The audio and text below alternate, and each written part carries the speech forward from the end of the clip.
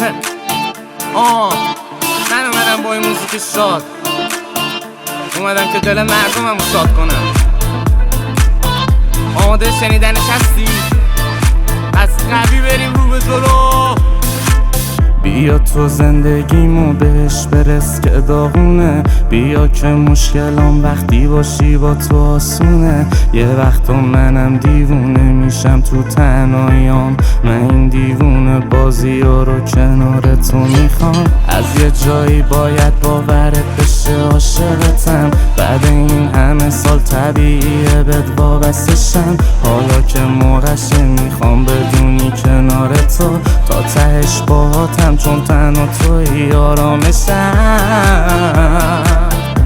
این دیوونگی ها تو کم کن، خودت میدونی من دوست دارم.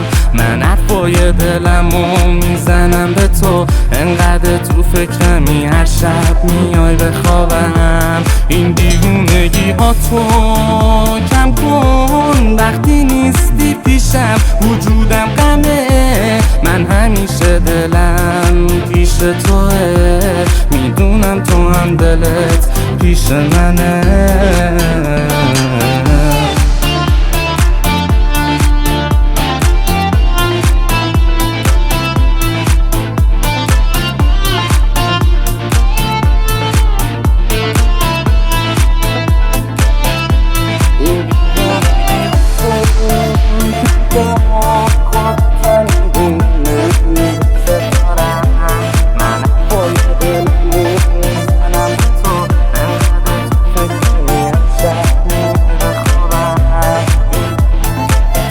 میخوام از عاشقی بگم، همون روزا که دلم باد بود. وقتی رفت میکنم من واقعیتو میگم، نشد بگم دلم تنگ هر روز، نشد بگم که یه لحظه تو چشات عشقو دیدم و دلمو لرزون.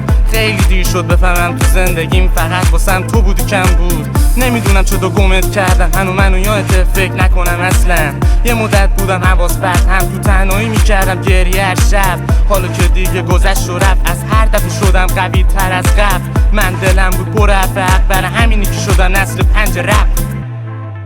یا پیشم باش همیشه منو دیگه تنها نذار، یا بیا دیوونه شیم بکنیم از این شهر فرار. میخوام عطر تنت همیشه رو تنم بمونه، منو از این همه غم و سختی تنهایی درار.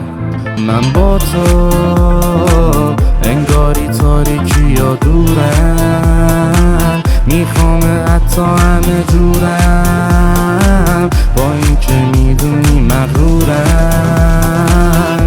این دیوونگی ها تو کم کن، خودت میدونی من دوست دارم.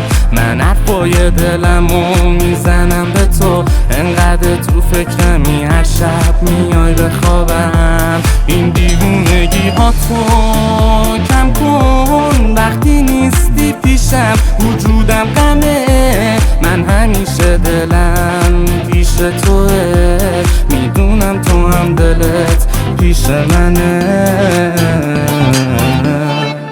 رسیدیم به تهش، انقدر ادامه میدم تا همتون بفهمین آهنگام نشونه خودمم خالق آهنگام.